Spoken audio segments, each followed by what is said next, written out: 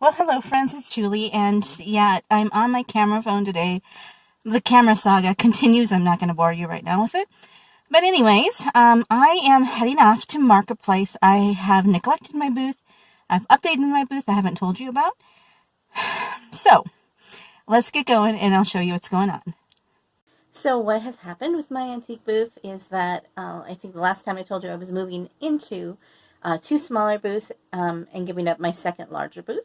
So now I have my main front booth, which is right next to the register. So I really don't want to give that up, even though it's bigger. And it's not really bringing in the money that it used to right now. You're going to hear all over the place that sales are down at antique malls. There are, of course, anomalies, but the majority of people are seeing less sales, me included. So I am not losing money, but I'm not making much either. And, I don't put more than 10, 20 hours a month into it. So, it's not a big thing, but it's still something I have to think about and to do. So here are my booths that I've been showing you. And I have updated them a little bit so you can see that, I'm trying to get them up to date. The one I made into a clearance booth is kind of slow, so I'm going to be moving that over into a Christmas holiday booth because Christmas really does sell all year round. And the other one is kind of the kitschy kitchen kind of thing, mid-century kitschy kitchen kind of theme.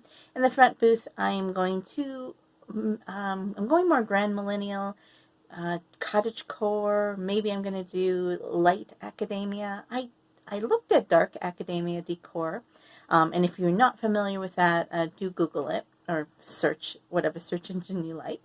I admire the people that can put it together, but that's not me. I'm not going to be drawn to those things when I'm shopping, and so therefore I'm not really going to do a good job with it. So yeah, there are trends in reselling just like anything else. But if you are not one of those people who do well with that trend, then you're going to be forcing yourself into a mold that is not going to fit for you. There are plenty of other trends and plenty of other options to sell that sell well. So going with that, it is still summer. People are going back to school now. Well, generally at this time of year, it is a little slower, but not this slow. And we usually think that in the fall, that's when our local people come back and they start buying bigger things like furniture and stuff to fill up for the fall and stuff for dorm rooms and getting ready for holidays and stuff. So we'll see if that trend goes through for this year and as well. So they had let me know that there is a storage area opened up in the warehouse. For a time there, they didn't have anything available, and it is kind of a maze back there. So for $25 a month, I'll be able to have storage there, which is a big thing for me because then I can get the stuff out of my room. For me, it's well worth it to pay $25 to have my house back. And the thing is that I live about 40 minutes away from Billings. So if I'm going around to auctions, picking up auction stuff and stuff like that, I don't have to bring it all the way back home and then clean it up and whatever I need to do. All I have to do is take it to the storage, have a cleaner place here, less clutter, because I am dealing with a lot of clutter at the moment. When I had my friends come over for a couple weeks, a lot of stuff got put into my office and craft room area that I have all my inventory in. I'm not easy. It's not easily accessible to get to all of the postcard bins. I have not had the energy to get things out of here as fast as I've been bringing it in. Yeah, that's always been an issue. I'm going to see through the end of the year how my front booth goes.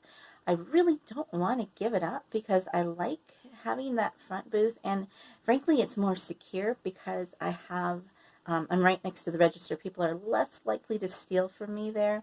Not like it's never going to happen, but if you're going to do a vintage booth or a vendor booth, that theft is a way. This just happens. You just have to expect it. It's just a really good spot.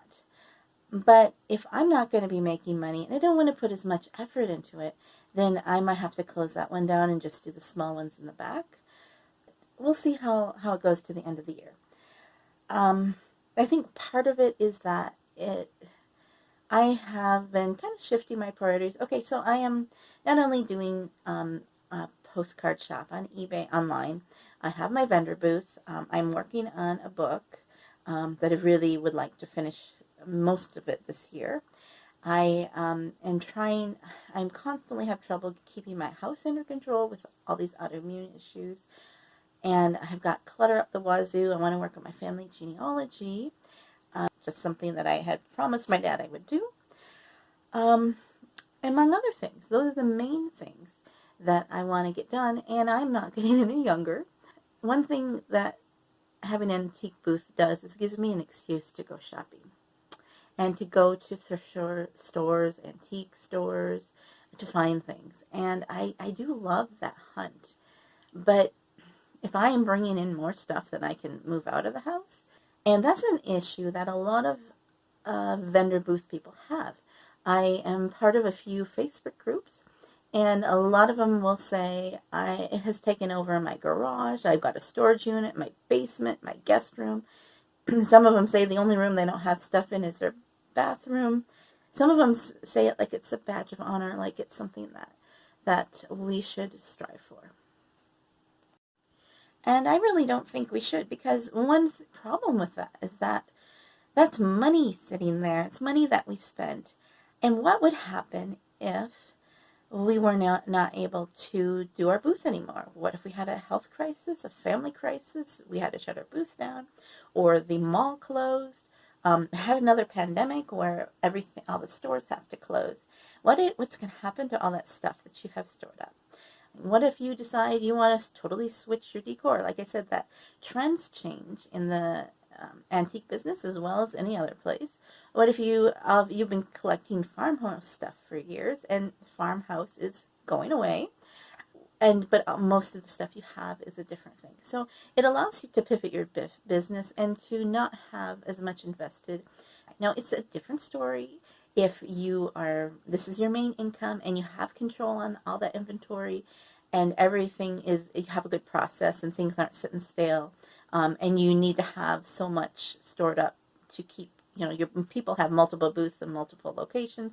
Some people do make a living at this. So those are the exceptions. But for those of us who are only like making around triple our rent or so, just making a few $100s a month on this, you may want to rethink that. You either need to expand into a bigger, more booth to get rid of all that inventory, do more hustle, or you need to downsize. And I know that I have an issue too with this, but I'm saying that really it's not a badge of honor to have your house and your storage unit full of stuff that's not selling, that's just taking space. It's taking space away from your life, from your family, from your daily living, just to have stuff just in case. So that's my soapbox right now, because I see that so much. And I used to think, that's just the way antique booth people are. But I've seen videos and I've seen estate sales where people have hoarded. Basically, it is a way, hoarding or gathered, stockpiled things. There is an estate sale right now this weekend. It looks like it was a survivalist stockpile. Ironically, they have either passed away or they have to move out, and all that stuff that they stockpiled over the year, for the time when they would need it, did not come. They could have used that space to live in instead of for that someday that never happened. So I guess what I'm saying is that I am kind of putting my booth at a kind of in the back burner. Yes, I don't want to lose money. I still have to maintain them, but I want to make them easy to maintain and make them as profitable as possible. So at this time, of course, it might change by next year. I have downsized a bit, and I am trying to keep control over having things out of my house, and have them, off-site. And another thing about that space is I'll be able to paint things too there, which will be a plus, because I really don't have a great place to paint at my place. We don't have a garage or a shed, and the house is small. So that would be a really good thing to store there. And so I am excited about that. But in order to keep that storage space, I need to actually have the booth as well. So there's a catch-22. But for now, that's going to help in the meantime, and we'll just see how things go from there. So I would be interested in knowing, have you thought about a booth? Do you have a booth? Have you had one? What do you think? Is it I did do a video previously about the benefits of online versus brick and mortar.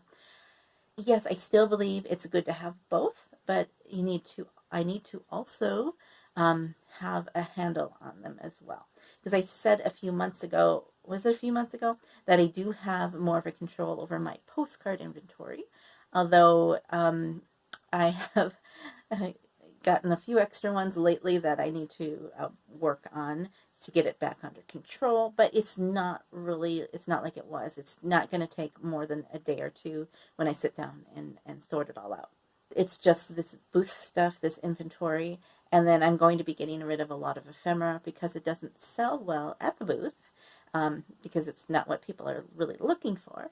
But I'm going to be doing box lots. I did get a message from one of my watchers here that they are interested in a box, and I'd be happy to do that. I'm thinking around $40 shipped in a priority box, that, and I'll just send it to you as long as it's in the U.S. If you're out of the country, we'll have to figure out the shipping. But I just want to get it out of my house. I'm probably, I might be losing money on this, but it doesn't really matter at this point because there's a lot of ephemera that I have and I want to list, but in reality, I really don't enjoy listing them. So I see value in it, and I know that somebody out there would love them, but for me, I just want to stick to things I can put in my scanner. So that is the update on my antique booth. What do you think? I know that they're not as pretty and full as I would like them to be, but I'm going to be working on that. So thank you so much for watching. Here is a link to the video about pairing brick and mortar to online selling, and I hope you have a joyful day.